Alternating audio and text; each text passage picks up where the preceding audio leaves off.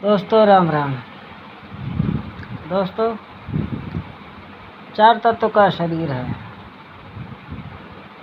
और चार तत्व की ही माया है दुनिया में। पांचवा अतत्व है, पर पांचवा कोई तत्व नहीं। तो चार तत्व में शरीर है और चार तत्व के शरीर से ही चार ही तत्व में भजन है। यही माया है, यही जीवन है। माया और जीवन को जानने के लिए सनातन धर्म में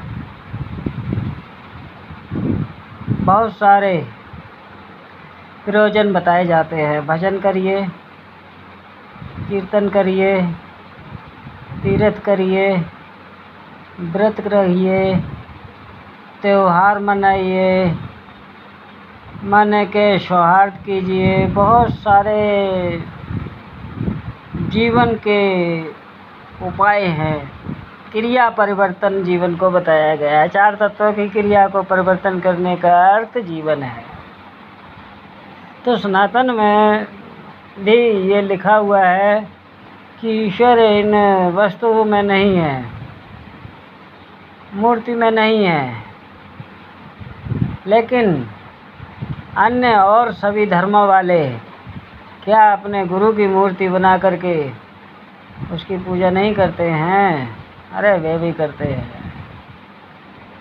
कबीर के ही अनुयायी, कबीर के अनुयायी ही अपने अनुयायियों की ही पूजा करते हैं, मूर्ति लगा करके, दीपमाला जला करके। ये सब क्यों करते हैं? बहुत सारे लोगों में मैंने देखा है कि कुछ लोगों का मंदिर तो यहाँ पर है और उनकी आस्था 10,000, 4,000, 3,000 किलोमीटर दूर पर है। तो वे भी सब झूठी है ना। दोस्तों, झूठा कुछ नहीं है। ये चार तत्व का योग है।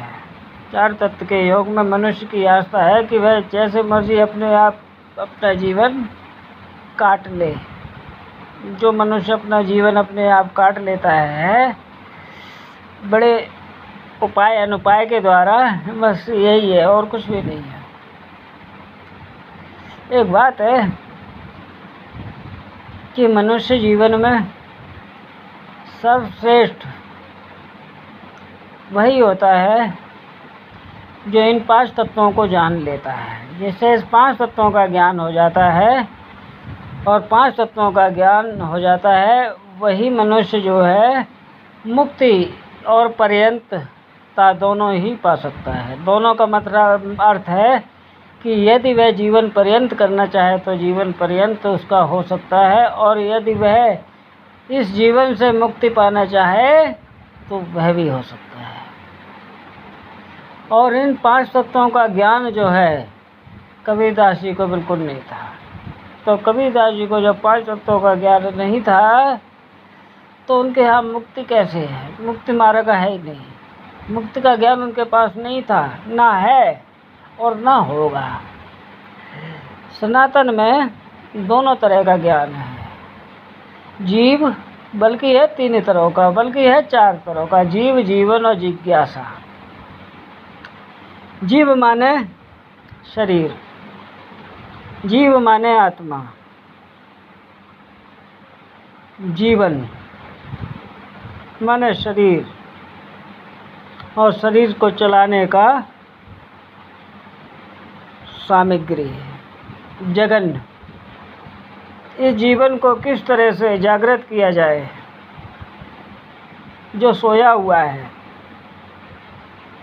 बहुत अधिक जाग गया है, तो इसे सुलाया जाए। ये सब सनातन धर्म में ही है। अन्य किसी धर्म में इतना किसी ने लिख ही नहीं पाया है।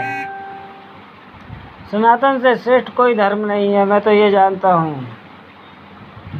बाकी ये आपकी मर्जी है कि आप अगर आप सनातन को छोड़ रहे हैं तो कोई बात नहीं है, छोड़ दीजिए, परंतु फिर आपको अंत में पछताना पड़ेगा। ये तो पक्का विश्वास है कि आपको पछताना पड़ेगा। क्यों? क्योंकि बेशक इसमें आपको ज्ञान न दिखाई देता हो, परंतु आप ज्ञान जानने योग्य होइए तब आपको ज्ञान मिलेगा। आप जानने योग्य नहीं है तो कोई आपका नौकर नहीं है, ना मेरा कोई नौकर है जो मुझे घर आके आएगा बताने के लिए। ठीक है दोस्तों, नमस्कार। नमस्कार।